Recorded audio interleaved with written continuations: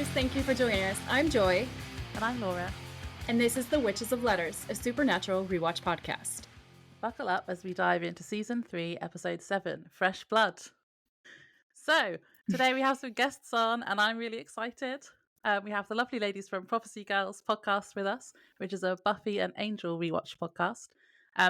I found their podcast because I've been doing my own Buffy rewatch recently, and I've been binging their podcast.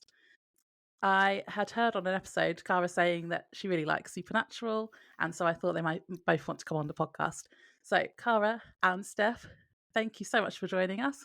Would you like to tell our listeners a little bit about you and your thoughts about Supernatural? Oh, thanks for having us. Kara is the person who does our intros. That's her job on this podcast. So take it away, Kara. Thanks for introducing my intro, Steph. My voice is going to sound really froggy. I apologize. I'm sick. Prophecy Girls, as Laura just said, is a Buffy rewatch podcast. We have completed our rewatch of Buffy. We're now in the middle of season 1 of Angel, and we'll be starting season 2 soon. Our podcast is spoiler free, so if you've watched Buffy but you haven't watched Angel yet, you're in luck. You can start listening to our latest episodes and watch Angel for the first time along with us. And if you've watched Angel a bunch of times, it's still a good time. Our main thing is as we rewatch these shows, we like to crack jokes and have a good time, make up some fun memes. But we're also looking at the shows through a modern 21st century lens. So we're kind of looking at what works, what doesn't work, what holds up, holding the show accountable even as we have a good time watching it. Well said. That sounds awesome. As well. Yeah, Laura's been coming to me and constantly bragging about how much she's binged. And we're so excited to have you guys on. No, we're excited to be here. Thank you for the invite. I will say that you have the sexiest podcast Instagram page I've ever seen with your glow up images and stuff. Wow, thank you. I love it. Keep it up. That's joy. Instagram is joy. No, although, it's in really fairness, well if done. you've... Oh, thank you so much. Laura does the out of context quotes on a Thursday. So if you guys have ever seen those and cackled, that's all Laura. And we are still quoting a lot of those to this day. It's become that's like our version of podcast memes, I guess. It's just like completely out of context, unhinged things that we've said. Mm-hmm. It's effective. Drew me in. Steph, we are in the same boat because you haven't watched Supernatural before, have you? No, I have not. So this episode, Fresh Blood, was I will go on record and say it is my first episode because when the show premiered, it was on the WB, or was it already the CW at that point? 2005? I think I caught the first, maybe 2 or 3 episodes, but I was a teenager. I don't remember them. I don't know. I couldn't tell you why I didn't continue watching. Maybe it just wasn't for me at the time. So I will say that 2 days ago, I watched my first ever Supernatural episode, and I loved it. I was obsessed. That's good. I'm thrilled about that. How did you find, because I hear that you're a Gilmore Girls fan as well, how did you find Sam being not being called Dean? that to the even today I'm just wait, what? I get a little bit confused. I will say it's very nice to see Jared Padalecki. He's very handsome, and if you do listen to Prophecy Girls, you know that I am a thirst queen and I just love looking at hot men, especially WB men. Yeah, it was a treat to watch him not be Dean from Gilmore Girls and be somebody a little bit more interesting.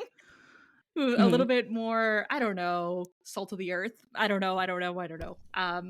It was nice to see him. I was constantly surprised by the people popping up in this episode that I recognized from other things. And I was texting Kara. I was like, what the hell? What the? I was really, really surprised to see a lot of them, as I'm sure we'll cover. So I suggested this episode because, being familiar with Supernatural and hearing the point you're at, I'm like, oh, I know this episode is coming up. And so I chose this episode with Steph in mind. I'm like, okay, this is a vampire heavy episode. So we are experts on vampire stuff. So there's that connection. And then you also have Mercedes McNabb, who figures prominently in Buffy and Angel, also as a vampire. Mhm. And then I knew that, I already knew about the Jared Padalecki connection, Jensen Ackles being recognizable. So I had a suspicion that of the various episodes in season 3 around this time, I'm like, I think this would be the ideal one for Steph to watch coming into the series with no prior knowledge. So I'm excited to talk about it with all of you. Yeah, this was genius. This was a genius choice, actually, because both Laura and I have watched Buffy. I don't know if she's watched Angel as well. I've watched Buffy and Angel and rewatched them probably like rinse and repeat.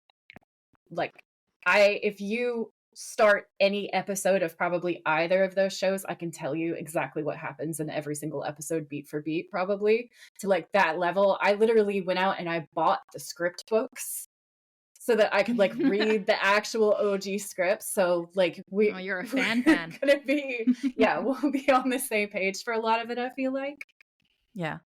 I've always been a really big Buffy fan, and I'm only actually watching Angel for the first time on this. I'm rewatching them together because I'm up to season 4 of Buffy, so I'm watching them now at the same time. Oh, that's fun. That's a lot of fun.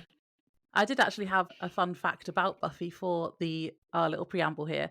I thought it might be fun to tell you all the Buffy crossover actors we've had so far, because there has been 4 already in this far into the season.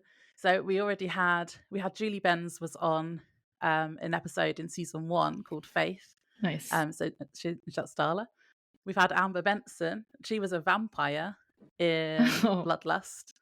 My vampire. And we've had Jeff Kober as well, who's 2 characters on Buffy, wasn't he? Because he was is it Kralik, the vampire that's supposed to be on the mother, that guy. Yeah. And he was also the guy who sells Willow all the magic. Yeah.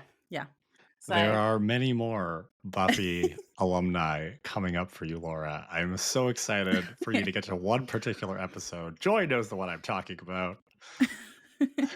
I'm super excited. Yeah, I like all the crossover ones. Also, I had some bullet points to get you up to speed, Steph, if Kara hasn't already told you some of the backstory. Well, I did. After I watched the episode, I went to the good old faithful YouTube channel, Recap and Chill, because he recaps the entire series. And I stopped after he covered like up till this episode in season 3. So I do feel like I am an expert at Supernatural now, just from that recap. Awesome. Okay, then. So yeah, shall I do the synopsis and then we can get into it? Yeah. Synopsize us, my good woman. So this is season 3, episode 7, Fresh Blood. The original air date for this episode was November 15th, 2007. Sam and Dean track Lucy, a recently turned vampire, who leads them to another vampire named Dixon, who has been turning humans into vampires by disguising his blood as a new drug. He has been doing this as revenge and to rebuild his nest after hunters massacred his entire original family. Meanwhile, Gordon Walker, the vampire hunter, who has a vendetta against Sam, escapes from prison and tracks the boys down. Dixon captures Gordon, though, and in a twisted plan for revenge, turns him into a vampire. However, despite being turned, Gordon maintains his obsession with killing Sam and goes after him, leading to a very tense confrontation where Sam is forced to kill him. Da, da, da. Ooh. Yes. So we open on what looks like the same cool wooden bridge from the Hookman episode. Did you recognise that, Troy? I did, yes. I saw it and I was like, she's going to bring up the bridge. And you did, in fact, bring up the bridge. I always bring up random things. And there's a Mercedes parked next to it. Bela returns to the car and unlocks it, but she sees a reflection in the window and turns to see Gordon. He knows who she is, but she doesn't know who he is. Although when he introduces himself, you can tell from her face that she's heard about him. And it's not anything good that she's heard. He says he wants to know where Sam and Dean are and threatens her. And she asks what he wants to know. She says she doesn't respond well to threats, but if he makes her an offer, he'll find her highly cooperative. They have more back and forth, but eventually Gordon trades a priceless mojo bag for the information, and Bela calls Dean to find out where they are. My initial note here was, Gordon is so menacing, but also so hot. Sterling K. Brown, thank you. Thank you for Sterling K. Brown. Mm-hmm. He is amazing. So I had this is like the beginning of my being like, what the fuck? Oh, can I swear on your I don't care. I swear. Yeah. Swear away.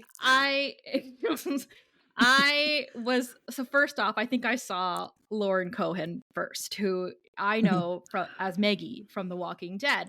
And I don't think I've ever seen her before, ever or after, So she popped up on screen, so young, so fresh, so beautiful. And I was like, Maggie? And then all of a sudden I was like, Randall from This Is Us? I was getting... And like, I also know this guy. Obviously, he's very famous now. And like Frozen 2, he voiced a character. Anyway, I was blown away. I was like, look at this. I love watching old shows for this very reason, because I wasn't expecting familiar faces of these two coming up on my screen. So that was a delight for a first-time watcher. Mm-hmm. I love the accidental Easter eggs that you get from watching Supernatural, because I definitely think that everybody who has been on anything good at some point is on Supernatural. Maybe not entirely, but it is a wide net that gets cast. And so many of my favorite actors end up on this show. I love this scene. I felt like Bela as a character is such a femme fatale. Like I keep saying, she reminds me of Catwoman. She is the Catwoman to Dean's Batman, and it gives me life. So like in this scene, the dialogue like slayed me. She's so confident. Gordon is like, Sam Winchester is the Antichrist. And Bella's like, I'd heard something about that. And she's all dismissive. And then he's like, it's true. And she says, from my good friend, the Easter Bunny, who'd heard it from the Tooth Fairy. Are you off your meds? And I was just like, because everybody knows that Gordon is like not somebody that you talk to like that. Like he's like the serial killer next door, basically, in this world. And Bela is just like giving no fucks whatsoever. Yeah, I love how this scene, like from the very beginning of the episode, and I love when the episode opens not on Sam and Dean, but also like not on somebody being killed by the monster of the week, right? Which is also rare. And I love how it starts by establishing how both of these characters are badasses in their own right, but in very different ways, right? Gordon is a stone cold killer. Bela manipulates, right? She's business savvy. I've always really enjoyed Bella's character because she's very amoral. She helps the Winchesters. She hinders the Winchesters.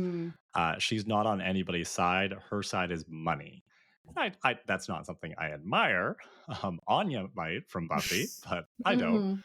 But I admire how like clearly defined her character is and how she knows who she is, and she has no illusions about that, right? She's not under any illusion that she's a good person. She is fully leaned into being amoral, and like you said, Joy, that I think that's what makes it the femme fatale aspect to her character. Yeah, I was confused at first because I was like, are they both bad guys? Are they both good guys? Like I was getting confused as to what the significance of them meeting up here. Yes. Well, at the end of the episode, that's kind of what I got. I was like, oh, I guess they're both kind of anti-heroes or anti-villains in their own way, I suppose. Basically, all the good guys in Supernatural were or are at some point bad guys. Right. And vice versa. Right. Morally gray everywhere. I was under the impression throughout the episode that Gordon is searching for these boys, but he finds this girl immediately. And I was kind of like confused. I was like, so is she easy to find if she's on the road all the time? Or is this just convenient for the plot? That was my first thought.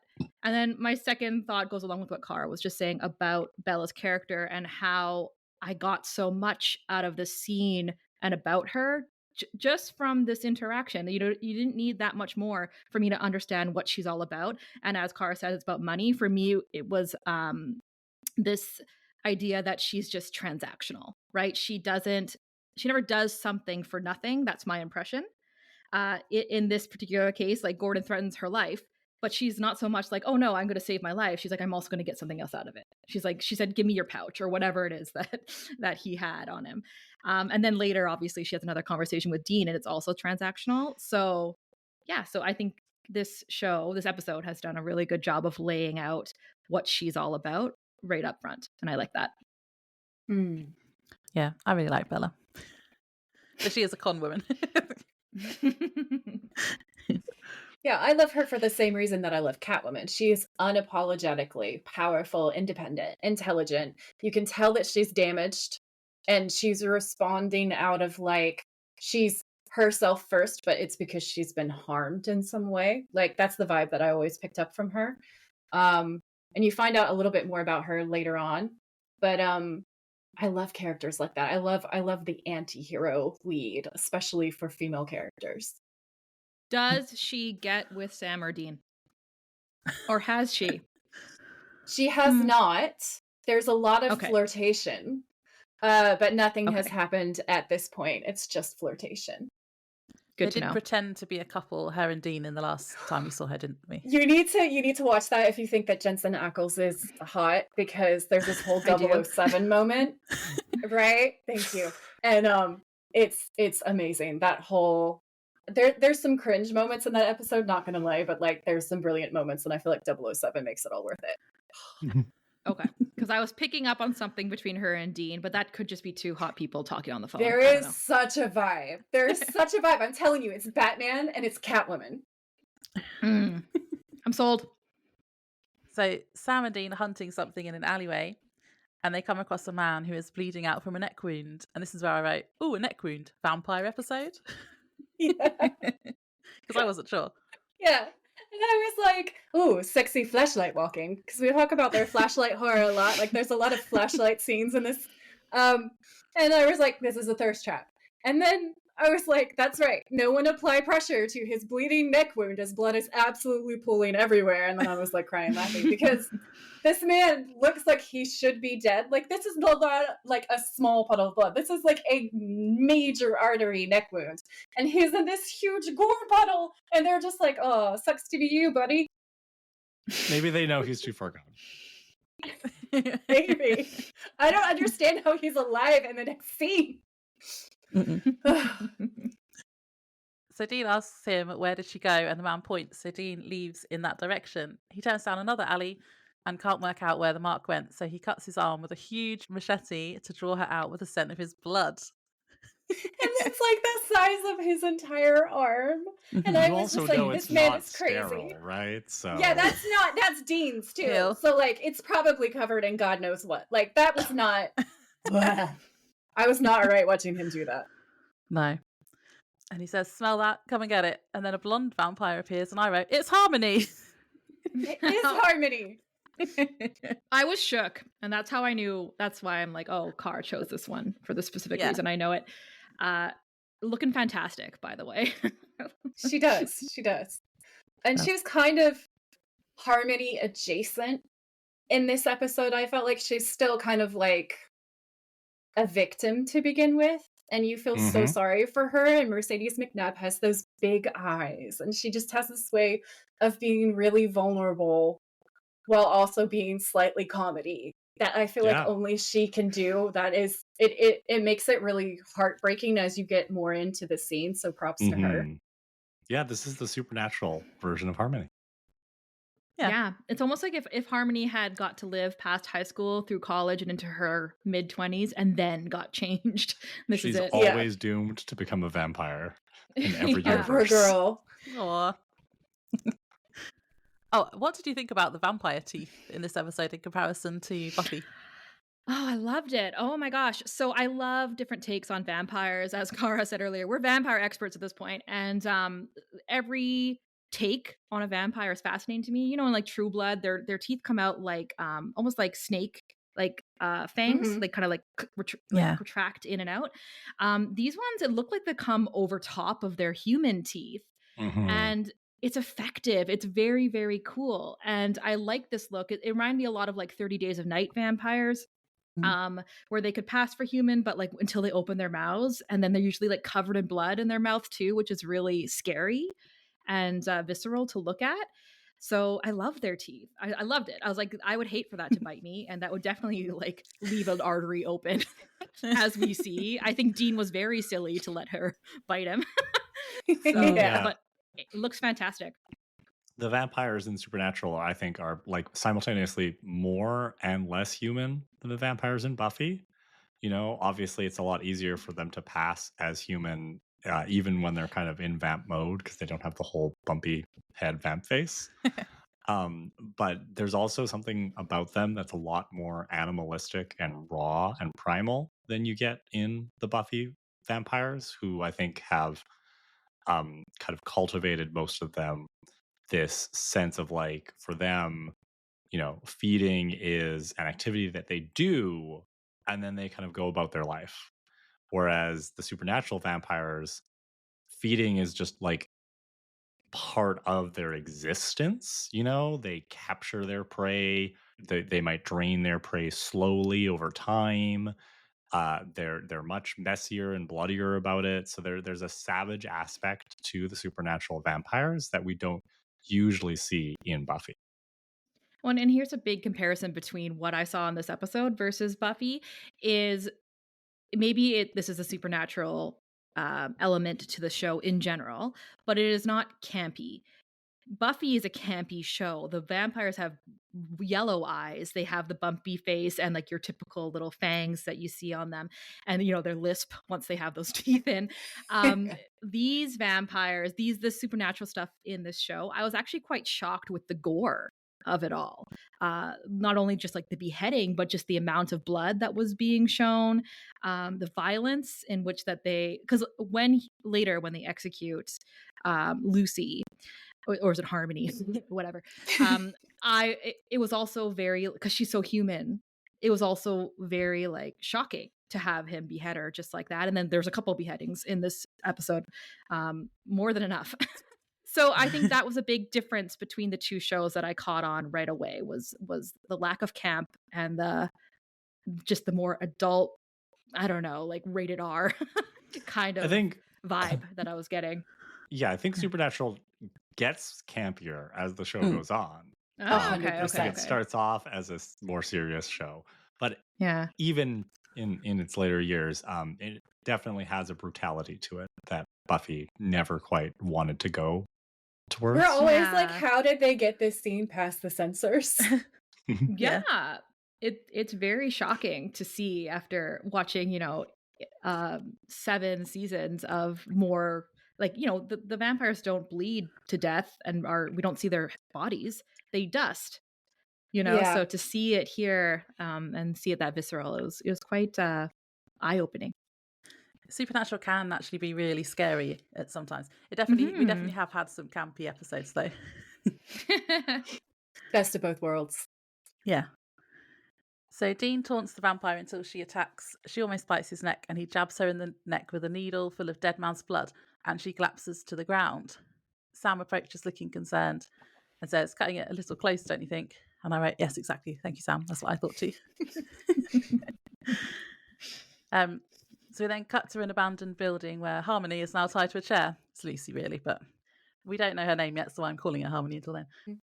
I honestly thought that they were staying in a really bad motel and the mattresses over the windows were like a vampire reference, like keep the sun out.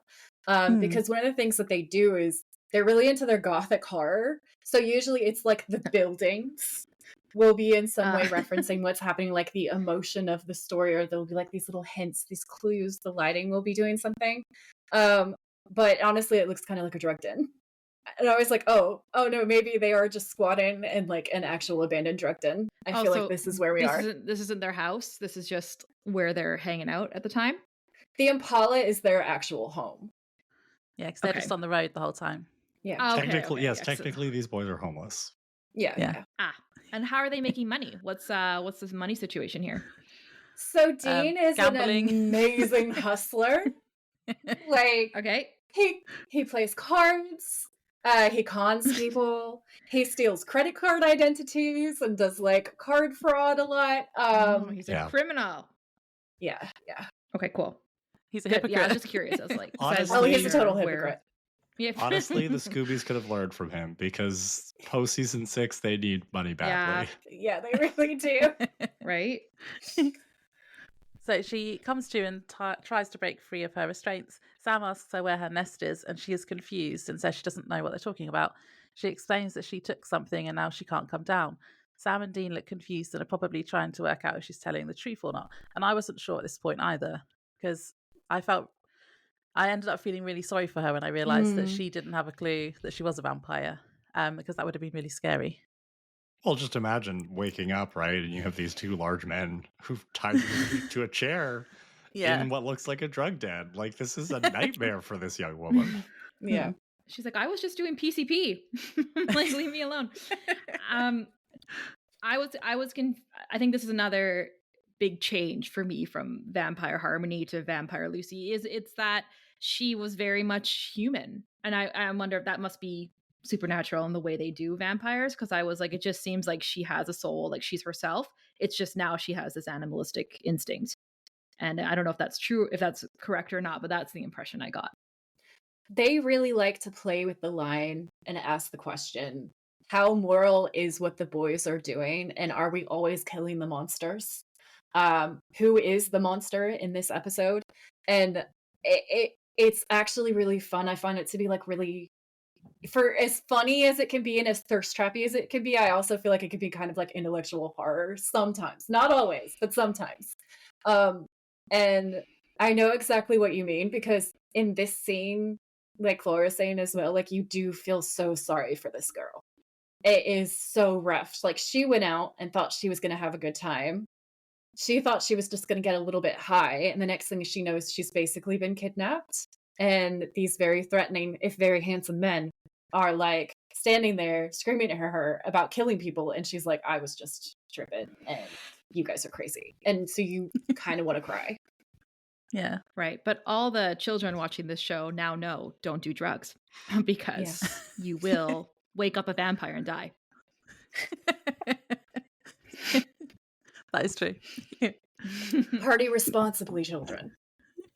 Or Sam and Dean will come to find you. Yeah. Or the heroes of the show will behead you. So she says her name is Lucy, and Sam says if she tells them what happened, they will let her go. And I wrote, he's a liar, because they're not going to let a vampire go, are they? And then she says she was at the Spider, a club, and was given a drug by some guy who was really old, like 30. Rack. That's a quote. And I wrote, rude. Sam and Dean give each other this look that says, hey. And when I looked into this, it turns out that Jensen was really close enough to turning 30 when they filmed this episode. So I feel like this was a writerly dig at Jensen. This was like some behind the scenes banter. And that again made me laugh. That is funny. Anyway, she explains this guy put a few drops of the drug in her drink. And Dean's like, was the drug red and thick? And she nods. And Dean says, yeah, that was vampire blood. And now you're a vampire. Surprise. He has no tact. No, never. They tell her they've been tracking her kills, but she still doesn't believe she's a vampire. And she says she just wants it to stop. Sam gestures for Dean to come and speak to him in the next room. Sam is sympathetic, but Dean says they don't have a choice. And Sam just shakes his head in agreement, and Dean re-enters the room and cuts her head off. And I was really sad that she didn't last any longer than that. She wasn't in it for very long. Yeah. It was pretty abrupt, wasn't Cameo. it? Yeah. Very small, very effective, though. I was like, Dean looks at Sam like, can you do it? And Sam silently kind of says no. And then Dean protects Sam by doing the hard thing. And I was like, excuse me, but could we not have called my wife Tara, the good vampire, to take in Harmony? Yeah. That was Amber Benson's character. So she was a good vampire who wasn't killing humans. They were just trying to live. But, They were living like Vampire angel, with a soul. basically. Yeah. She was. Very she cool. was the angel of this episode. And it was a great episode. She would be. She was amazing. She was good as a vampire. I enjoyed that. I honestly highly recommend that episode. So we cut to a hospital room. The man who was bleeding out before, after being bitten by Lucy, is in a bed. Gordon and Kubrick enter, pretending to be the FBI, needing to ask him a few questions. And I was like, this is a total Sam and Dean move. But then I guess it's just a Hunter move, really. So, Steph, they're like always, you may have gotten this from the background, but they're always conning people into thinking that they're police, which is why they get to be on the scene to get the info in the background. I'm convinced that fully 50% of the FBI agents in the field in the Midwest at this time are actually just hunters. Yeah! That'd be good. That is brilliant. I was under the impression that they were detectives and they were like their second life was vampire hunting or something. That's like, and I just accepted it. I was like, okay, yeah, double life. Yeah, that's like their go-to to get into the scenes and things. I mean, it's a good one. Yeah. So Gordon asks questions to make sure that he is not going to turn into a vampire, and explains to him that he had a very dangerous virus, and if he had been infected, they would have had to have killed him. He thinks they are joking, so kind of laughs, but Gordon has a poker face. He then describes the two guys that found him. saying one of them was really tall, which is obviously Sam. Padalecki, yeah. Although they are both tall. We've just talked about this before. I do love how Sam's defining trait for this entire series is that he's tall. Tall. Yeah. Yeah. And he hasn't even bulked out yet. Like when you look at Sam in later seasons, He's he not gets bulky. big. He's pretty, compared to This Gilmore is Girls, pre-bulky. he's pretty bulky. Wow. Oh no, it gets What a specimen. better.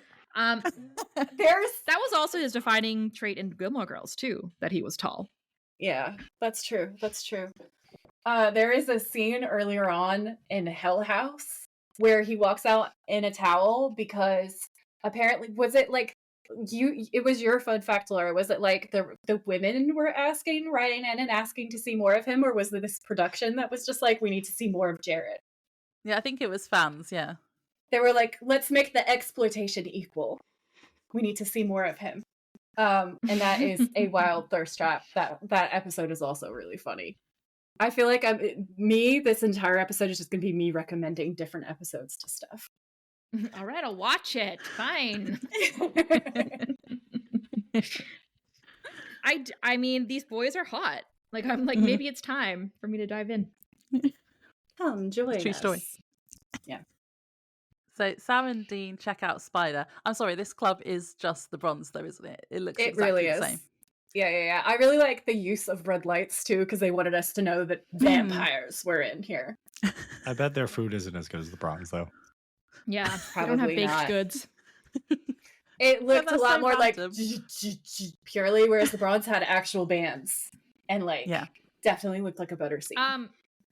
After 4 years of covering Buffy, somebody told us literally like a month ago that the bronze is actually a coffee shop that showcases as a bar after a certain time. And I was like, I don't believe you. Like, I like it. I'd rather it be just like, what is this place for children, but this person had a reason for why it is the way it is, why they serve muffins while also serving alcohol to underage children. Okay. That's a hell of a combo. So Sam was explaining that 3 blonde women, including Lucy, have gone missing from this club, so he thinks this is the hunting ground. Dean has already noticed a man/vampire who turns out to be Dixon leaving with a blonde woman and points it out to Sam. Then we cut to outside where Dixon is trying to drop blood onto the woman's tongue. Ew, that was disgusting. Yeah. Dean punches him just in time and Sam grabs her and tells her to run. That was a thirst trap.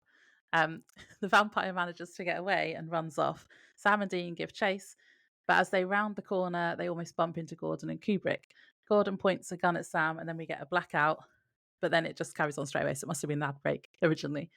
Gordon and Kubrick are shooting at them and Sam and Dean take cover. Dean says he'll draw them off so Sam can get away. He runs, jumps on top of a car, then shimmies through a window without getting shot somehow. And I wrote, Gordon and Kubrick are either really shit shots or Dean saved that lucky rabbit's foot from a few episodes ago. Yeah. I was like, the way Gordon apparently doesn't notice Sam, who's the tallest man to ever live, jumping off the balcony behind him made me actually laugh out loud. And then in this scene, the sound that he makes when he lands, I couldn't get over it. I thought it was so silly. I don't think I noticed that. It was ridiculous. It was great. I just love, and I feel weird as a Canadian saying this, I just love that there's guns in this show because Buffy is just so opposed to bringing guns into its world, and it makes no sense. Like, crossbows are not effective weapons, and I understand that guns are not going to kill most supernatural creatures, but they will slow most of them down. The Scoobies should have armed up. Like, guns, my impression of America is that guns are basically everywhere. You could just pick them up off the floor, the street. They're just, it's like a video game. You just have guns and ammo everywhere. And so I like that Supernatural is leaning into the fact that, yes, if you are hunting monsters, you probably want a lot of weapons, including guns. Yeah, it borderline is like that. It is concerning. Like, I remember being in the grocery store with my mom. You'll just see all these dudes walking around and they're just open carry. And it makes me feel wildly uncomfortable sometimes. And I would like shimmy away and be like, let's just go down in a different aisle, So you're not wrong. And it's a huge problem. And we need to sort our shit out with regards to gun control. But in these episodes, it is epic and gritty. And I will agree. Like, I kind of feel like they wanted that medieval edginess. They wanted the Slayer to have the whole mythic thing. And I feel like they wanted to lean into like swords and crossbows.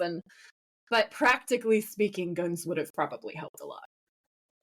Kubrick follows Dean and jumps over the wall. Gordon gets jumped by Dixon and is knocked out.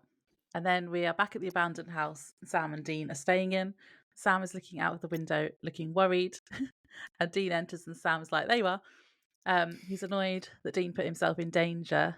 And Dean basically shrugs it off, which is becoming a theme, I will say. Who wants to feel their feelings? Not me. Not Dean. Not Dean. None of us. It's all very healthy over here. Sam wonders how Gordon knew where to find them, and Dean realises it must have been Bela and calls her to confront her.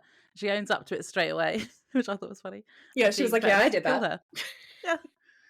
Yeah. He says, listen to my voice and tell me if I'm serious. And I wrote, I bet Joy found this hot. You're damn right I did. And Bela actually looks concerned. Yeah, and I was like, I'm scared for her, but also she shot Sam, stole the Impala, stole all of Dean's money, then stole the Hand of Glory. And now she literally told a violent psycho where Sam and Dean are. Like, girl, you said Dean was a smidge away from being a serial killer? How are you surprised by this turn of events? So, asking as the ace person, is this foreplay? You bet it is, Kara. For them, I think definitely. Yeah. They're a couple months away from getting married, in my opinion. Yeah. I didn't know she did all that to them. I got the impression that they've had a long and trying relationship with this woman. But yeah, I was like, oh, she's just testing his boundaries. And she's like, oh, I think I found it. Is that they sent somebody they don't like at him. And yeah, like, because I mean, I didn't know all that. But as soon as he was like, I'm going to kill you, I was like, is that the first time he's ever threatened that? I feel like... Like, why? This is like, the why first would time she take he it sounded seriously? serious about it. Yeah, this is the first time he's like, I am so really mad don't at like you Gordon. right now. I'm so mad at you, Bella. My genuine reaction when he said, I'm going to kill you, I was like, you can't kill humans, Dean, it's wrong. And that Joy always takes the piss out of me because she says I'm Faith in that episode of Buffy where she is... You can't do that. It's wrong. It's wrong. Because that's literally me. And then Dean says something similar later as well, which is funny. Yeah, I died laughing. I knew you were going to say that. I literally knew you were going to say that. I was like, she's going to steal my line. And she did. And I'm not mad about it. So Gordon wakes up tied up in the vampire's lair and notices two blonde women tied up in the room with him. The vampire comes in and feeds blood to the women, so we know that he's turned them. The vampire explains that he has turned them because vampires are a dying breed, and then says he knows Gordon is, quote, one of the greatest living vampire hunters, and he blames him and other hunters for why they are nearly extinct. He says hunters slaughtered his entire nest and murdered his daughter, and then basically says he's going to let his new daughters eat him. Gordon then mouths off and insults the vampire so much that instead of killing him, he decides to turn him. So he cuts Gordon's arm and then his own arm and puts their arms together. So Gordon is now going to be a vampire. And he looks very distressed by this and screams, no! Honestly, if somebody killed my entire family, I would also want revenge. Yeah, is it just me? I don't know this guy.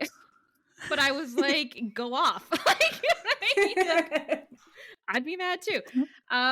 Also, like, and they say that like women are more emotional than men. Like, it's like such a lie. you need to get it together. Also, I loved the camera work around when Gordon wakes up. When he turns, obviously, and he's like, no. Is this the same scene that we're talking about, where like when he wakes up and he realizes that what's happening? But like it's just like the quick cuts, the close-ups. I am obsessed that they have bloody eyes. Like I don't know if all vampires have that. That's just special to Gordon, but like his eyes were bloodshot, and it's so effective. And I was like spooked. I couldn't believe, like, I know I just watched this episode for the first time, but I was like, he's a vampire. Like, I was blown away. And such a scary vampire too. Like, what a twist. Yes. Because again, I also couldn't figure out if he was a bad guy or a good guy. Like, I'm like, he's bad for hunting Sam and Dean, but it appears he's doing it because he thinks Sam is the Antichrist. So that would make him good, in my opinion. So for him to turn into a vampire and now he's bad, I was like, there's a lot happening here, and I wasn't expecting it, but it's really effective. Like, I was hooked, and I was scared, and I was shocked. So well done, Supernatural.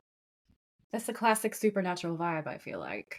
I thought this vampire was genius though, really, because he knows that Gordon hates vampires. So becoming a vampire is worse than dying in Gordon's eyes, isn't it? Yep. Gordon is basically Buffy in Nightmares, where it's like, this is my worst nightmare. Literally, yeah. Do we think it was a good call though? On whose part? Do we think it was a good call for him to turn him into a vampire, even though he's like, this is sick and so mean? I was like, is this a good idea? Evidently not. That was a tactical error. He was like, he I don't says that to Sam and Dean. He was like, I have done the worst thing ever. And I saw red. I was so angry. He's like, oh no, what have I done? That's what I'm saying. Like, these men are so emotional, they can't control themselves, and he just makes an impulsive decision that like literally led to his own death. It's like, my dude, like, you didn't think this through. Bad plan. I understand acting in the moment as emotional people do, but this wasn't the call. Steph, you've identified one of the themes of Supernatural, which is that men are hyper emotional and cannot be trusted to make good decisions. Right? They shouldn't be in leadership positions, is what I'm hearing. Supernatural's other title could just be Men Make Bad Decisions. Men do bad. Men no think. Because I bet, just in my understanding from the brief recap YouTube video I watched, I bet if Dean and Sam's father had burnt up on a ceiling and not the mother, this would be a completely different show. Like, we'd be watching something very different. Oh, I can't say what I want to say because it's spoilers. I'm thinking the exact same thing, Joy. This is so nice. I like this vibe. This is nice. Yeah. Because Laura has no idea. Like, my entire life is biting my lip so that there aren't spoilers, which means I can't make the cool references that I want to make. Ooh. See, she gets it. She gets it. Kara's just giving me like the nod. I totally understand family where you're coming business. from. It is the family business. Nod, wink, wink. Yeah. So we cut to the boys who are doing some weapon maintenance. They've decided that Gordon poses more of a threat than the vampire dude, so they're going to go after him. And although he's human, they're going to kill him. And Sam agrees. And Dean is surprised, saying, I thought you'd be like, no, we can't. He's a human. It's wrong. So I have a question at this point for Joy, because I don't want to spoil anything accidentally, and I don't remember how much we've learned so far in this season. Have we learned much about the whole Sam is the Antichrist thing? Like, this is the first time that they've started really dropping the Sam is the Antichrist thing. And so, like, before that, it's been hints. It's been like, demon blood baby.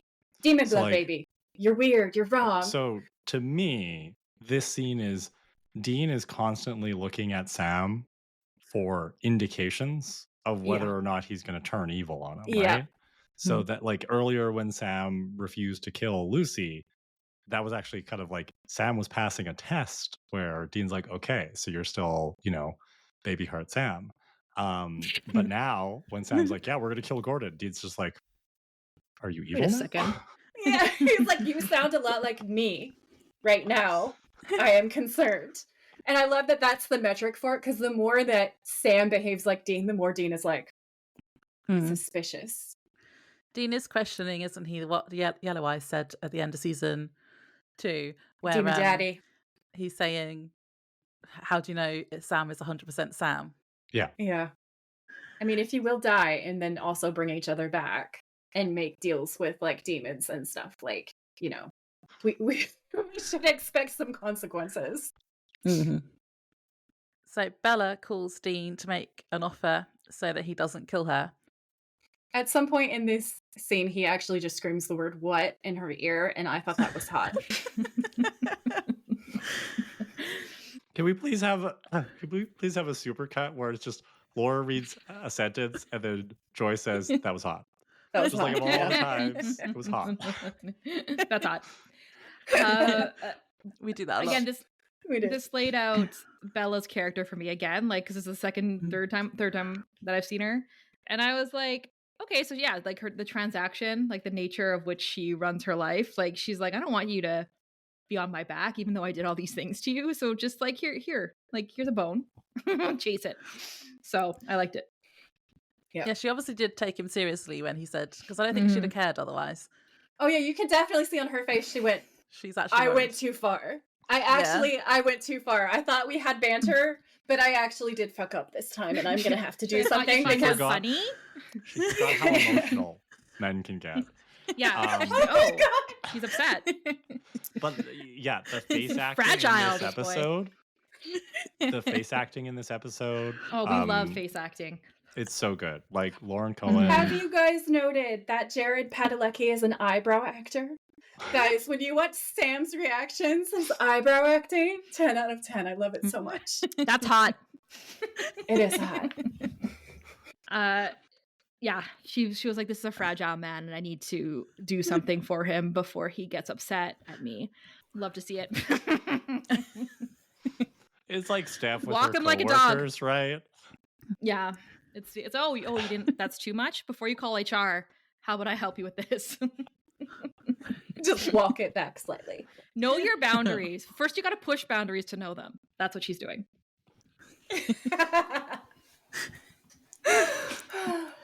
I thought it's weird in this scene how she's been driving this whole time, right? But apparently she's had Yeah. time to stop and do a Ouija board to find out What makes where you think she the location stops? is. I was gonna say, I'm just picturing her like on the phone. The Ouija board is moving, she's driving. Scrying. Yeah. Maybe she doesn't need to stop at all. Yeah, she's just She's a really modern good at it woman. with one She hand. can multitask. Yeah, there's an app for it now. She says that while she was doing that, though, the spirit had a message for him, which was, quote, leave town, run like hell, and whatever you do, don't go after Gordon. And I was like, uh-oh. Nah. So then we cut to a scene where Gordon is now shackled to the ceiling by his hands, like the girls. I did think it was cool, though, that there was a beat in the background, which was like a heartbeat, because this is where he's waking up and he realizing he's a vampire. He also appears to be super sensitive to the neon light outside, so that's again realizing he's a vampire. He then just breaks free straight away, so that was convenient. He's really good at being a vampire. Yeah. He just gets free straight away. He's a One of natural. the girls asks him to help them, and we don't see what he does because it then cuts to him leaving. He's walking down the street. He can hear lampposts buzzing, and he's really sensitive to the light, and his eyes are all red and bloodshot now. A car drives past, and he looks like he's in a lot of pain. And I wrote at this point, I think Sterling K. Brown played this really well. Like Fuck yeah, he did. becoming a vampire. Yeah, just like Steph said earlier, I think they did such a wonderful job of showing us that first-person point of view of what is it like to be turned into a vampire. How are your senses heightened? How overwhelming must that experience be? It's great. Yeah, It's very I Anne spoke too Rice. soon. Sorry. No, I okay. gave my description of this scene way too early, but that's what I mean. I was like, I wonder if he's feeling sad that he didn't get to do the classic Buffy thing where they like put their hand out of they're buried and then they put their hand through the ground first and then they crawl their way up. Like that's, I'd be sad that I missed out on that. But yeah, it's very effective, and the change in which like you can see him processing. He's like, God, fuck, I'm a goddamn vampire now, and he's like, is he trying to fight his instinct? Maybe a little bit, but he gives into it right away, right? And he kills that poor guy in the car. So Yeah, scary, very scary. that bit was really scary because he pops up behind him, doesn't he, in the car, and then just like attacks him. Unnecessarily Yeah. scary, like he could have just took him outside, but he decided to do a little like serial killer like surprise, and I was like, this mean. Yeah, Gordon's always been scary already. He's even more scary as a vampire. He is. My notes on this scene were like, I like the use of red light in this scene. It's super creepy. Gordon murders wish Carl Urban because sensory overload is the worst. Was that the guy that was changing his tire? Yeah. I was like, he looks like someone who isn't, and maybe because the boys are like floating around everywhere because they're all going to be on it now. I was like, I think it's Carl Urban. He looks a little bit like Carl Urban. He has the spiky hair. He has the strong jaw. Carl Urban. That's actually where I know Jensen Ackles more recently because he's on The Boys. Oh, The Boys, with Carl Urban. And he is an interesting character on there. But I like an older, from what I noticed from this episode, not that anyone cares, but I like an older Jensen Ackles with like the beard. And he's like more, I'm using in his late 40s now, I guess, or I don't know how old he is. Well, keep watching the show and you'll see him age before your very eyes. Does he get there? It's very true. The show is too 15 seasons long, Steph. Yeah. Damn. Yeah, his short hair, like Sam from Gilmore Girls, Sam from Supernatural. He's got long hair right now, and he's chiseled to me, and he's so tall. So I'm like crushing on him more. Jensen Ackles needs a haircut. He needs a better do. So I'm sure in the 15 years he gets it. This season's not it. That's exactly the same as me because I'm a Sam girl, but I think Jensen Ackles now is really hot. Yeah. I am a Dean girl. He is. Forever. I think he's hot both ways. I like vintage Silver Fox, and I also like younger version because like I watched this as it was out, and we're about the same age. So he's like my contemporary. And when I watch him be younger, I'm watching it from the lens of like the first time that I saw it. And he's just gorgeous. Like he's just at any age, he's just gorgeous to me. I've made the case that anyone who's a fan of Angel will know that a character named Connor comes into the show at some point. And the actor that plays him is a lovely actor. He's very talented, but I was like, if you're going to be the son of a vampire, one needs to be super hot, especially Angel, Angel's son. So I made the case, I don't know, like a year ago on a different podcast that Jensen Ackles should have been casted as Connor on Angel. Ooh. And that's just because it's like straight up, like all he was lacking, that character, was hotness. Yeah. So Jensen Ackles has that. And he would have been the right age at the time. 10 out of 10. I agree. Sam and Dean arrive at the warehouse where the vampire's lair was. They go in, guns drawn, and see the vampire man kneeling on the floor in front of his decapitated daughters, crying. He tells them to kill him. Sam asks what happened, and he just says, Gordon Walker. And then Dean starts making snarky comments here to him, and I was like, watch out, Dean. That's why he turned Gordon into a vampire. So Dean drawing the machete with one wrist flick, thirst trap. Okay. And then there's that line. It is hot. There's that line where Dixon says, "Can you think of a worse hell?" Because he's describing like losing his family and everything, and it's kind of paralleling what's happening with Sam and Dean at this point in the storyline. And Dean says, "Well, there's hell," and I wrote laughing my ass off because Dean is going to hell. So like he's like, "Yeah, there's hell. Mine is worse than yours," and I thought that was really funny. Yeah, that's the first time I laughed out loud while watching the episode. He goes on to explain how he's alone now and it's like being dead already. There are lots of parallels with what Dean's going through, like Joyce said. During this time, Sam has gone over to the bodies and he now tells Dean that the heads weren't cut off, they were ripped off by bare hands. And Sam realizes what has happened to Gordon.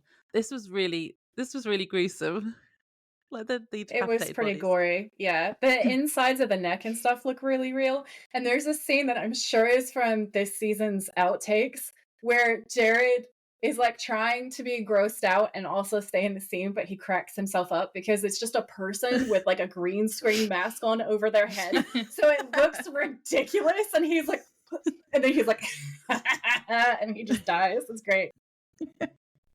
So then we go to Kubrick's RV. And we've got the John Winchester Jesus picture that's still up because Joy says that Jesus looks like Daddy Winchester. Jeffrey Dean Morgan. It does. I'm telling you, the artist based that portrait off of Jeffrey Dean Morgan. They made Jeffrey Dean Jesus. I did see it a bit more this time, I have to say. I'm almost agreeing with you this time. Yeah. The resemblance is there. It's real. Gordon jump scares Kubrick and explains what happened. Kubrick says he needs to kill him because he's a hunter and Gordon is a vampire, but Gordon asks Kubrick to let him kill Sam first. Kubrick says he can't do that, so Gordon kills him. Oh, and I had a question. Did Gordon put his hand right through Kubrick's chest? 1,000%. Yeah, I have an answer. Ew. Yeah, my answer to that was yeah. Gordon has gone from this guy is nuts to tragically I have killed my one and only friend. In like 30 seconds flat. He was Yeah. like, oh no, best friend. Gordon is like, I am a monster, and then he's like, and I'm fine with it. That's the vibe, 100%. So vampires on the show, do they like did he have no choice in that matter? Was he like, I have to kill this guy? Or was that just Gordon being like, this is what I have to do because in my mind that's what monsters do? So I was a little bit confused by that. Well, this is Gordon as a newborn vampire. He's got the bloodlust, right? He's feeling that adrenaline of being super powerful, right? Super strong. But he also, like, Kubrick's not going to back down from this. You know, he knows his buddy, and he knows that his buddy's not going to stand in the way because Kubrick is a religious freak, as you saw from the, you know, Jesus. the iconography. So to Kubrick, Gordon is now a monster, right? He is a vampire, and vampires are unholy and therefore have to be killed. So I think Gordon recognized that there was really no getting past Kubrick. Like, yeah, you could knock him out and tie him up in his camper or whatever, but like Gordon is too roided up at this point to think clearly and do that. So this is Gordon surrendering himself quite willingly to his powerful base vampire instincts. Yeah. He was like, oh no, my hand is ripping your heart out. What a shame. I am so distraught. While his heart metaphorically rips. What an acting job by Sterling, because I was sold. I was like that's what I mean. I was confused. I was like, it's so complicated, like what he's feeling and what he's doing. And only Sterling K. Brown could have pulled that off. Agreed. Well, and not to spoil things, but like there will be times in this show where Sam and or Dean are under the influence of some kind of monstrous power, right? And the show continually poses this question of like, how far can you cross that line into monstrosity in the name of doing good and killing evil and saving the world, right? We see similar things in Buffy with various characters taking on power that they shouldn't take on, right? It's that temptation. Power corrupts absolutely. But we will see that with Sam and Dean, and like I think when you watch this episode and then you go on and you watch the rest of the series, this episode actually lays a lot of groundwork in terms of establishing moral quandaries that these characters are going to have to revisit time and again as they realize that there is a cost to fighting evil, and that cost is often your own humanity. Very well said. Yeah. Come listen to Prophecy Girls for more of that. Plug. So at the abandoned house, Sam is looking at maps and Dean comes back after searching for Gordon, and Dean says the city is, quote, like a giant haystack and Gordon is a deadly needle. And that's terrible writing. Yeah, that made me laugh. Oh, God. Sam asks for Dean's phone and says Gordon could track them down because he knows their numbers. And he takes the SIM cards out, remember those, and stomps on the phones. Dean picks up the Colt, tells Sam to stay there, and he's going after Gordon. Sam protests, but Dean explains he wants Sam to stay safe as Gordon is after him, not Dean. They continue the argument that they've been having all season so far about Dean having a blasé attitude to life since he sold his soul. This just argument that just keeps coming up over and over again. It was quite cute at the end, though. There's a famous cartoon, I'm sure you've seen it, Joy, where somebody has drawn, and they're like really poorly drawn figures depicting the two brothers from Supernatural being like, no, I'll save you, and then the other one folds over that one and says, no, I'll save you, and then the original one folds back over them, because the story of Supernatural for 15 years is Sam sacrificing himself to save Dean, who sacrifices himself to save Sam, who sacrifices himself to save Dean. Yeah. And like it gets so utterly ridiculous, but you still want to keep watching. Yep. because Yeah. they're good It's looking. cute. No, it's because I mean, I'm feeling it in this scene, right? This brotherly bond, the love, the history here, right? I know we were being cheeky earlier about emotional men, but it is nice to see a man asking another man to open up, Oh right? yeah, And this be is the honest. first. I like that. This is the first of 2 BMs we get in this episode, and um, this whole series is just a study in masculinity, right? Like, Mm. it's a study in what makes men fragile and toxic Mm. sometimes, which Sam and Dean Mhm. both absolutely can be. Mhm. This show has a terrible track record with how it treats women. Yeah. But also, you know, This episode alone. yeah. Yeah. But also this series shows the remarkable depth and sensitivity that men can have, and Sam and Mm. Dean embody those qualities as well. And I agree with you, Steph. That's one of the reasons why I love this show so much is, you know, scenes like this show you how they're processing their bond as brothers, their bond as people who are working together, right? And talking to each other about their feelings. And like, Sam and Dean will only talk about their feelings to each other. Yeah. They That's don't very want to talk clear. about their Yeah. feelings to anybody else. No. Yeah. And I mean, that is my impression coming into as a new watcher to this one episode. Just the scene, I think, really set that in motion for me, that I'm like, okay, so these guys do rely on each other. Maybe they're not as good at communicating as maybe they'll get there in 15 years. I don't know. But like, it's nice to see them encouraging, like one encouraging the other, and then they have their own way of communicating and bonding by the end of the episode, which is really nice to see. I'm sure Laura and Joy, I'm sure you do this up until now, and I'm sure you'll continue doing it. It's this idea that when you're women watching a show that appears to be mostly masculine, very masculine, male driven, right? I know the creator is probably male as well. Sometimes Kara and I get nervous when we're talking about Angel because we're like, we don't know if we're going to like it as much as Buffy because there's not a woman in the lead. Or maybe we can't relate to it as much. But that's not been the case for us so far in season 1 of Angel. And just from this one scene, I can see that there must be essences of this throughout the show, more than what I'm seeing here. That there's hope, and that there's this opportunity to see male connection, male bonding, healthy masculinity being shown in a show that I think can be very toxic if you think about it, right? With these, manly demon hunting family of men, like I like it. I was happy to see it. So another reason why I'm like, oh, this show just from this episode appears to be very good. One I of the can't remember reasons another show from this sort of time that had that either, those kinds of male relationships.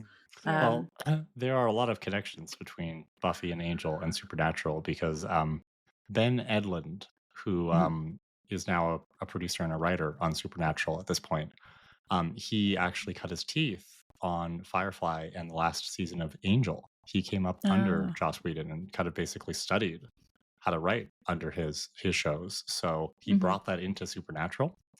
And there's several other writers and producers who worked on Supernatural who had previously worked on Buffy or Angel. So Buffy and Angel's legacy of storytelling and how you build character has influenced Supernatural, not just in terms of how Buffy was influencing the overall industry, but also like the people working on the show had experience and learned from people on Buffy and Angel. Yeah, we can That's vibe cool. with that for sure. Kripke actually explicitly stated how much he loved Buffy a couple of times in interviews. And so we were joking around about it when we're seeing specific cemetery scenes in certain episodes. It's 100% just ripped straight from Buffy. And every once in a while you'll see something like that and we'll comment on it. But I really love this scene. I feel like there's a lot of emotional depth in it. And I pulled this quote because it has my whole heart. And it's when Sam says, yeah, I've been following you around my entire life. I mean, I've been looking up to you since I was 4, Dean, studying you, trying to be just like my big brother. So yeah, I know you better than anyone else in the world. And this is exactly how you act when you're terrified. And I mean, I can't blame you. It's just, and Dean's like, what? And Sam says, I wish you would just drop the show and be my brother again. Just cuz. And it's like, I love Sweet it so baby much. Sam. It has my whole heart. It's like Buffy and Dawn. Yeah. And Yeah. I feel like Dean has a lot in common with Buffy because he has the weight of the world on his shoulders, and then also he has a sibling who's younger but also taller than him. Is Sam a key? Yes. Yes. Is he the Steph, key to the yes. underworld? You Wow. have no idea how right you are. Give her 100 points. The other thing that we found that we loved was we feel like similarly to Buffy, there are episodes of Buffy that make very specific points and try to address things and try to right some wrongs. And we found through some of the Easter eggs that they were specifically talking about violence against women in cities where domestic violence was peak at the time. So I do feel like there's this deeper layer, and I think that sometimes these more emotional conversations, these more like Aragorn moments, for lack of a better word, with a great example of a non-toxic male dynamic where men are allowed to have feelings and be deep for a minute, juxtaposed against the kind of more standard stereotypical like guy from the Midwest vibe, is kind of beautiful and kind of epic. Like, it's such an interesting combination because they don't lean wholeheartedly into one or the other. They kind of weave them together in a way that feels more real to me. But no wonder this show's audience of fans is primarily women. Because Is it? That's interesting. not only do you have the attractive male leads, right? But you have attractive male leads who talk to each other about their feelings. And it's like, Who are that's all we ever want, right? And also, like, we can change them, right, ladies? We can change them. 100%. 100%. Joy always says that they're book boyfriends, and that's they are. They're book boyfriends. I know. The only thing they're missing is like being written by women. You know what I mean? Like, but they're on their way. I'm liking these brothers. This is nice. Yeah, we do have some female writers on the show, and sometimes they are my nemesis, and sometimes they're my best friend, and it really depends on the episode. Joy has a love-hate relationship with Sarah Gamble. Sarah Gamble really is the Marty Noxon of this series. She really is. Whoopsies. Yeah. So they then start barricading the door and burning something that I assume is to mask their scent from Gordon. They didn't look very dry though. Was he burning sage or something? Because it was like he just cut it straight out of the garden. Also, why cover their scent inside the room? Like, you've been all around your car, like you've been outside. Smoke inhalation for days. Gordon can't possibly look for black Chevy Impalas in the area. Oh my god, that's a really good point. Baby does stand out. She's a beauty. So it must have been for something else. He just likes the smell. He's already tracked them anyway, because Dean's phone rings and Sam, who's looking out the window, literally jumps. Oh, that was funny. Did you see him? He jumped. Yeah, it was great. And Sam's like, who has your number? Yeah, I was about to say, did they destroy the phones? Yeah. He's only had the phone for like 2 hours. Oh, yeah. But Dean's probably met some girl in that time and given his number to her. But it's nice. Gordon, and Dean asks how he got the number, and he says their scent is all over the phone store, so they didn't think about that.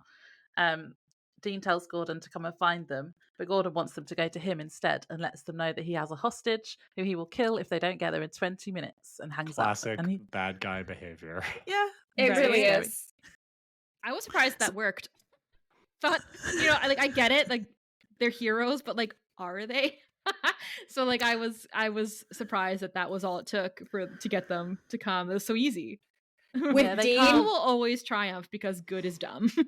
I was gonna say, one of Dean's redeeming features and one of the reasons why I love him so much is if there is a woman in danger, he will go rescue her. To the point that sometimes it's problematic because there's one episode where the woman is clearly the bad guy and like the dude is clearly the guy who's okay, and Dean's like, no, you can't kill her, it's wrong. And I'm like, shut up. Be quiet, Buffy. So if he had taken a male hostage, they would have been like, that sucks. So sorry for you. Yes. Yeah, Dean would have been like, just let them all die, it's fine. But like, there's a woman in danger. Not my problem. Dean's like, I have mama trauma. There's a chance that I could get laid after this, I have that too. On one hand, I find that, like, I don't know, I feel really weird about that. On the other hand, it's hot. So what do Yeah. I do with this information? I don't know. Okay, well, I let me think we're help learning you. a lot about yourself right now, Steph. Supernatural's taught me a lot about myself. I feel like the thing is, I feel like it stems from he couldn't save his mom. And so every girl that is in danger, he thinks of as Mary, and he really wants to Yeah. rescue them. It comes from not always a totally pure place. I'm not going to lie, Dean is Dean. But I do think it comes from a pure place, mostly. So they go straight there, because obviously they do. They rescue the hostage, but they get split up as they're leaving when a metal door rolls down between them, separating them. And I was like, oh, they've been split up. That's never good. And then this is like Saw. This episode now turns into Saw. Or like Silence of the Lambs, which I was getting a vibe from. Nice reference. Yeah, for sure. And Sam's banging his fist on the metal drop door. Excuse me, that was hot. More. That was hot. Then the lights go out, plunging Sam into darkness, and he starts feeling around the room. He shouts for Gordon to come out and fight, and he's right behind him, and he does an evil laugh. See, that was hot. And we see Sam from his point of view, as he has like infrared eyes now or something. He does a villain monologue about his life being shit, but it'll be worth it when he kills Sam, as he's the most dangerous thing that he's ever hunted. Sam fumbling around in the dark was really funny as well. It was cute. The most dangerous thing he's ever hunted. And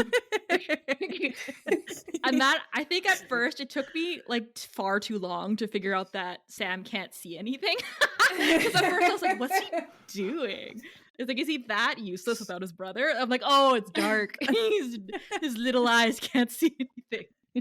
For you guys who missed it, Steph's hand gestures were pretty like amazing. She's like miming Sam, absolutely ineffectually waving around. And the best thing about this is like Jared Padalecki is so tall, so for certain scenes you can see him fold himself in as well to like fit in the frame, because sets are not built for people who are 6'4", and it makes it pure comedy gold. Like this is like almost slapstick. It's great. That's hot.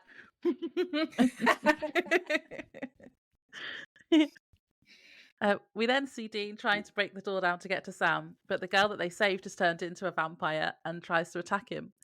He shoots her with the Colt and she dies. Then we cut back to Sam and Gordon, who is still monologuing. Then he attacks Sam and they fall against the wall and it just breaks.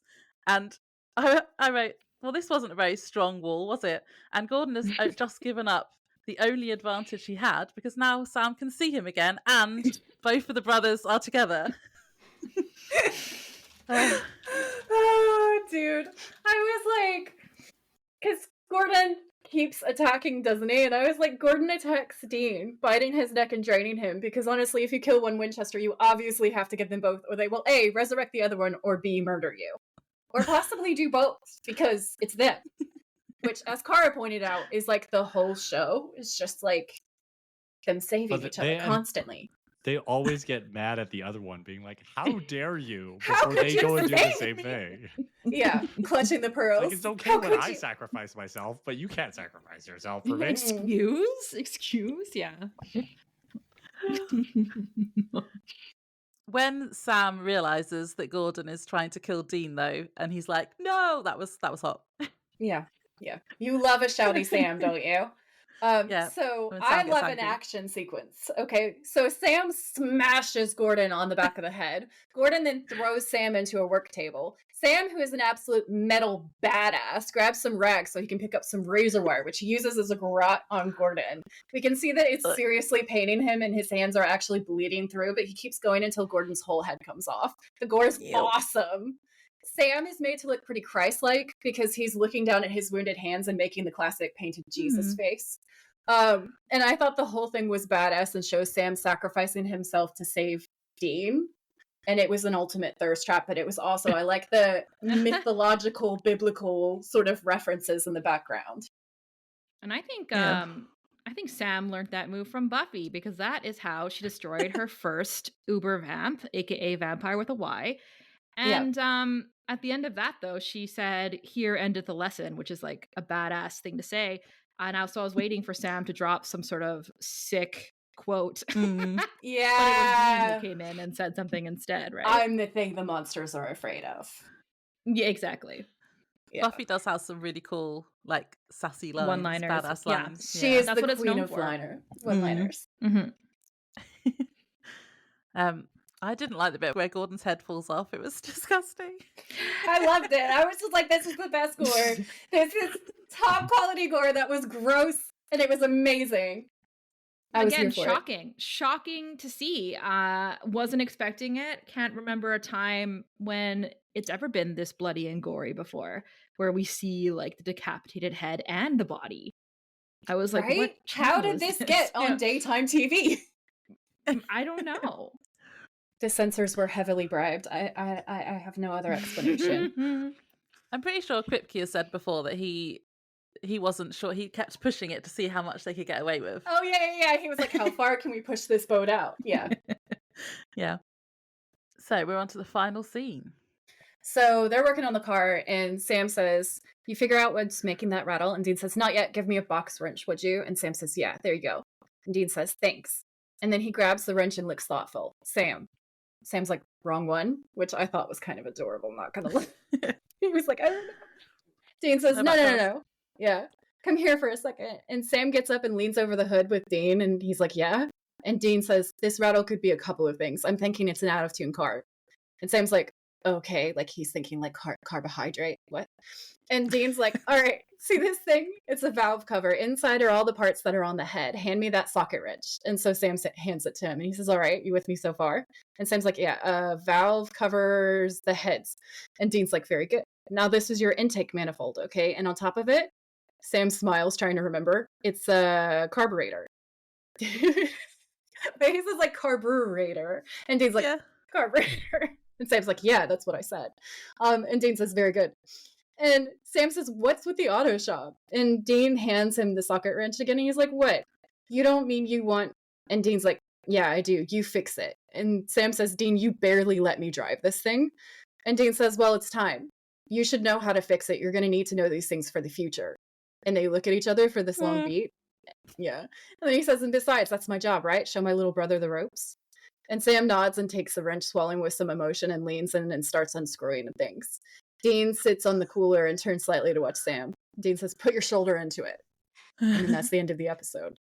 Another BM. Sad. I know! It's so cute. It's like, you know, Dean knows that he's on a countdown here. He knows his time is limited, and he has to pass things on to Sam. So there's the, you know, it's bittersweet and sad, but it's also like the brothers are getting closer because, as Sam observed, you know, traditionally Dean has been very protective of Baby and has refused to let Sam drive or do anything to Baby, right? So for Dean to give up that level of control is a sign of how A, he is terrified, like Sam said earlier in the episode, and B, he's now trusting Sam on a much deeper level. You know, it used to be Sam was the younger brother who was tagging along. Now they're more equal partners. Yeah. I was wondering because, so as Kara had mentioned earlier, Dean is looking out for signs that Sam might be turning evil, right? So watching him behead Gordon, and he didn't flinch. He was like straight-faced when he did it, or, you know, and it was like hot. But to his brother, I'm sure it wasn't hot. It was more like, wait a second, that's pretty dark. So I also wonder if like this scene, which is very touching, and you know the bonding between them is really nice to watch. I also wonder if that's also him being like, this is a very human thing to do. It's a connection that we can do together. It's connecting you not only to our family and me, but it connects you to humanity, right? To do something as mundane as fixing a car. I just wonder if that might play into it a little bit too. Not just any car, it's the last thing they have left of their dads. Yeah. Oh, is that true? Yeah. Okay, that I didn't know. Huge legacy. Yeah, you didn't even know how good your point was. She doesn't even understand how brilliant she is. I'm very ignorant to how good I actually am. It's okay. We'll tell you. I actually, for me, totally agree with the previous points, but then also what really hit me in the heart is like earlier on, Sam was like, please just be my big brother again. And this is the most big brother thing that he does. Yeah. He's like, okay, Sammy, this is how you do this. And it's just, it has my whole heart. And it's such, That's so cute. you know, talking about masculinity again, right? Like this is such a masculine coded way of talking about things without actually talking about things. You know, I Like think fixing that a car. They're yeah, saying a lot I without saying anything. exactly. I mean, and speaking Yeah, as somebody, through you know, sweat. speaking as somebody like who lived the first 30 years of her life as a man, I've seen both sides, right? And I've seen how like stereotypically, not all the time, but usually men don't talk to each other about stuff unless they're doing something at the same time. Whereas like women, we're totally happy to just like sit down with a tea or a coffee and have a little chat, maybe a little cry, right? Like, you know, we're happy to kind of like face each other and talk to each other. Men can't look at each other while they're talking about serious stuff, and they have to have like their No. hands busy. Yeah, they have to And go golfing. right? Like it's Yeah. got to be something like that. And you know, obviously these are broad generalizations, but there's Sure. also a lot of truth to them, and that's what you're seeing here. And I think that's why this show is so successful the way it is because it taps into these generalizations and stereotypes in a way that resonates for fans of all genders, but it's also using them to say something very real and, you know, very powerful. Yeah. Yeah. So I totally agree. And one of the things that I really enjoyed was Kripke did an interview a while back. I want to say it was like Collider or like Entertainment News or something. But he was saying that the reason why he loves the dynamic is specifically because of the points that you just made. And he said that as somebody who was born and raised in the kind of like Rust Belt with his dad and his brothers in the steel industry and all these different things, he wanted to explore the way that when men talk, they don't really talk. And all these things that are sort of unsaid and the way that they do communicate, he wanted to highlight that. And I thought it was kind of cool and kind of interesting because here he is, this writer, this artist, and in amongst a family that he clearly kind of doesn't feel 100% like he fits into. And I sort of feel like Sam is Kripke's inserted self-representation in this story, and Dean and John kind of represent his dad and his brothers. He even went so far as to say that like Dean's taste in music is his brother's taste in music. And it's part of their bonding. So I feel like he outlines and explores his relationships with his brothers and with his dad a little bit in the show through this dynamic. And I feel like that's why it's so heartfelt and so well done, because it's based in something really real. Well, and Sam, not only did Sam never meet his mom, right? But Sam has, in some ways, never really met their dad because their dad changed so dramatically following Mary's death. And so everything that Sam knows about mom comes from Dean, and Dean, you know, having these memories of who mom was before she died. And also everything that Sam knows about dad prior to his obsession with hunting yellow eyes comes from Dean, right? Because Dean remembers what his dad was like when they were happy and carefree. But since Sam has been a kid, it's always just been we're on the road, we're hunting demons, we're obsessed with this one singular goal. And so, in many ways, you know, Dean is Sam's only connection to any semblance of a normal family history or past that has nothing to do with hunting. Yeah. It's an excellent point. I love it. And Dean also ends up taking on kind of like a pseudo dad role for Sam, which we see in a lot of the kind of like flashbacks and behind the scenes and stuff. So he really, I think, kind of tries to tell Sam that story as much as he possibly can. I think there's a part of him that knows that. And it's like what you guys were saying about the whole Buffy Dawn vibe, where Buffy tries to protect Dawn from the world that she's in. She tries to keep her safe and keep it separate, but she just can't. And Dean's in a really similar position with Sam. And it's beautiful and it's heart-wrenching. And it's what makes the show so watchable. Why we love it. Now, at the end of episodes, we do games. Ooh. Hunger Games. Yeah. Our first game is Villain Hot or Not. Which one? Who's the villain? Yeah, which villain? There are a few. I just wrote Gordon, hot. Yeah. I wrote Dixon, no, but Gordon, definitely. And I'm sad that I'm not going to see him again, I'm guessing. Never say never. Well, people die and come back in Supernatural all the time, but I'm guessing being decapitated is going to be pretty permanent. No. All those female vampires were hot, so... Yeah. I mean, that's the thing about the lonely vampire dude is like he was only picking hot blonde white women to be his family. I'm like, you creeper. It did give, I'm a serial killer and I have a type. Yeah. What scare rating would you give the episode out of 10?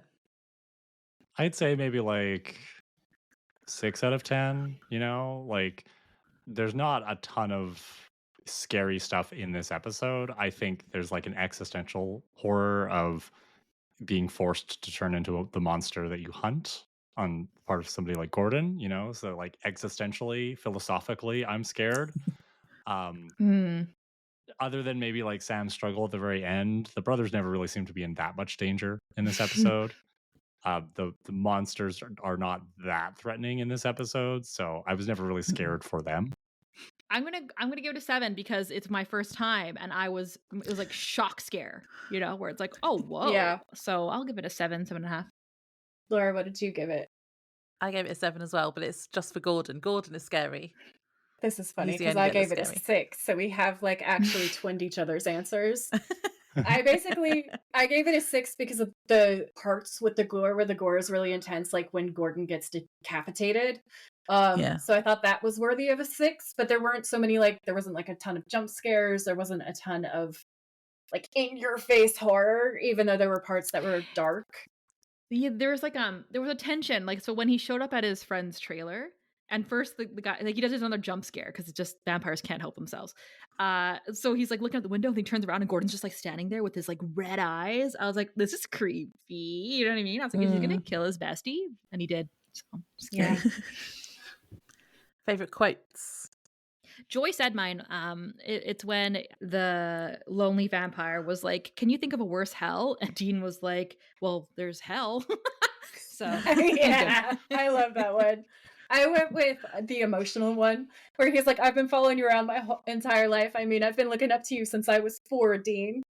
That whole spiel. Like, I just, it had me so hard. It was just adorable. So I picked that one this time.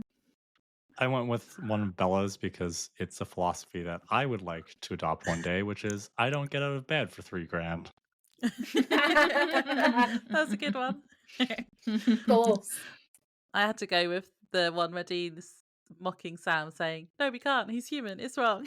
You can't do that. It's wrong. Yeah, I love it. Favorite thirst trap?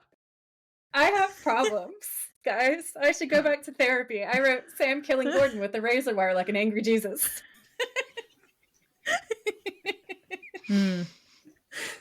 Yours is always violence. It is always violence. I have issues. It's fine. Steph, what was yours? Just Sam's height. It's nice to see. Yeah. And because again, like, this is my first taste, so I was like, wow, what a good looking man.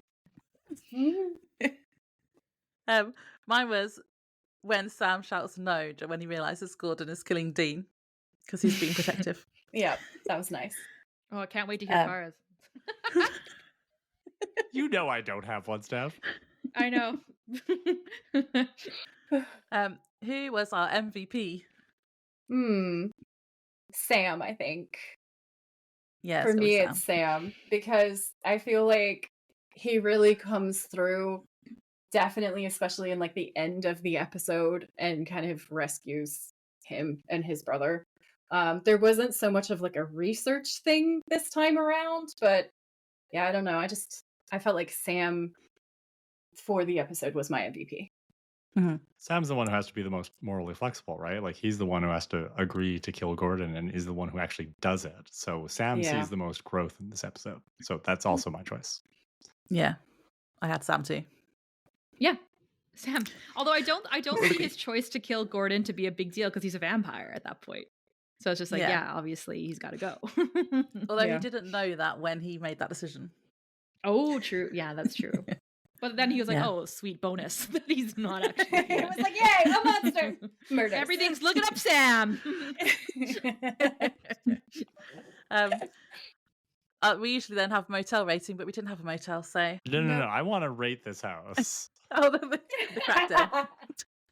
I rated I it don't 0, have no thirst stars. traps, but I have opinions about households and furnishings. I'm going to give it a 2 out of 5 because it clearly came with furniture. I don't know if they put the mattresses against the walls or if that's how the house came. That's how it was. So like perfect. But there were like bowls and plates and stuff in the little kitchen area. They probably weren't clean, hence why it's not going to get a 3 out of 5. But clearly they have more than just the very basic amenities of electricity and running water. So 2 out of 5. That's very valid. So is there like a motel every episode, and you are just kind of like the same motel set every single week, redressed in a variety of ways. The set deck crew really gets a workout.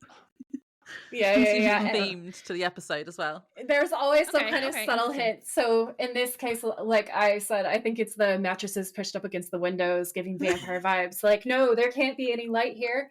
But like, there's one where it's literally just beer bottles, mounted to a wire frame. And the next episode, I swear to God, it was like, was it fishing floats or something? There was a fishing one, yeah. Well, I'll give it a 3 because it's my first one. So right in the middle. Nice. This has been so fun. Well, thanks for coming on. Do you want to plug anything or tell people where they can find you? Plug yourself. Wow. Plugging this whole time. You can find Prophecy Girls podcast anywhere you listen to other podcasts, including The Witches of Letters.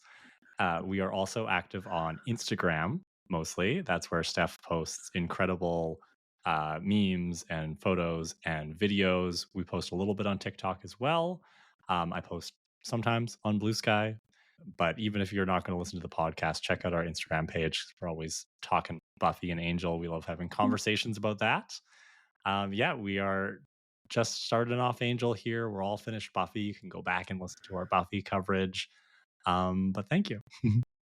Yes, thanks for having us. What a blast. Yeah, thanks for coming on. Yeah, for sure. Yeah, if you ever want to come back on, you can come back on again. Yay! I want to come. Maybe Steph will do some more watching of the series and get caught up or something. And I'm always I'll come down. Back on season 15 in 10 years when you guys get to it. There's so many episodes. So I'm so excited for all of you. Yeah, there's a lot. We've worked out we're going to be podcasting for 6 years just to get through the season one. At least. Godspeed. What an accomplishment. Thank you. We'll be in the little old people's home, like we'll be in a retirement It's been 84 center. years. Still watching it. Didn't you send me a meme of that the other day, Joy? Of like I two did, old ladies watching Supernatural. Yeah. Yeah. It was very Golden Girls, but with Supernatural on the TV. I liked it. Well, excellent. Do you want to say goodbye? We should say goodbye. I don't know how you guys close out your episodes, but we basically just go bye in the most unhinged way possible. Here you go. We're just like bye. Thanks for tuning in. If you like this episode, please rate, review, and subscribe. We would be very grateful. And if you know someone who would enjoy it, please share. You can find us on Instagram at the Witches of Letters podcast, or you can email us at thewitchesofletters@gmail.com. Until next time, stay safe out there, have each other's backs, and always keep fighting.